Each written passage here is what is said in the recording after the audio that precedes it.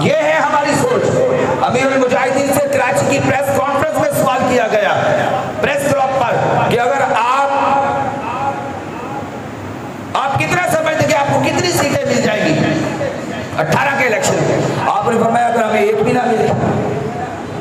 اور بھائی ہم تمہاری طرح حرص و حسد لالچ و طمع کے مارے نہیں ہیں، لیکن اپنی آواز اسمبلیوں میں پہنچانے کا پاکستان میں جمہوری طریقہ یہ ہے، ہم نے اس طریقے کو اپنایا۔ ہم نے یہاں بھی آپ کی بات پڑھی کی کہ ٹھیک ہے اگر آپ کہتے ہیں کہ یہ بھائی آپ مذہبی فقط نہیں، آپ اپنا سیاست میں آ کر کے اپنا کام کرو، تو تحریک لبیک یا رسول اللہ پاکستان نے سیاسی راستے کو، ساری جماعتیں کہیں گی نا کہ اگر آپ کو اتنا بڑا شوق ہے تو سیاست کرو، ہم سیاسی راستے میں آ گئے، آؤ بھائی ہم اس راستے سے آتے ہیں، بتاؤ اس حلقے کے اندر بھی اللہ کی رحمت سے 18 میں کس کی پوزیشن بہترین تھی؟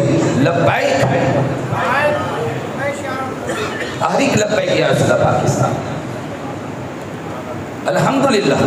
اور بہت سارے حلقوں کے اندر تحریک لبیک پاکستان مضبوط، ابھی حال میں ضمنی الیکشن 240 کا ہوا، وہ 309 پولنگ اسٹیشن پر 303 نمبر تک جب پوزیشن گئی تو بتاؤ کون پہلی پوزیشن پہ تھا؟ لبیک۔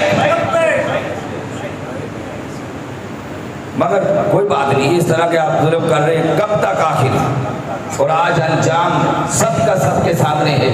یہ تو امیر المجاہدین نے ایک دعا کی تھی اور ہاتھ اٹھوا کے دعا کی تھی کہ یا اللہ ان کو گن لے، جس نے دین کا راستہ روکا ہے اور جس نے راستہ دین کا روکا ہے، آج پاکستان میں سب کے چہرے پہ نقاب ہو رہے ہیں۔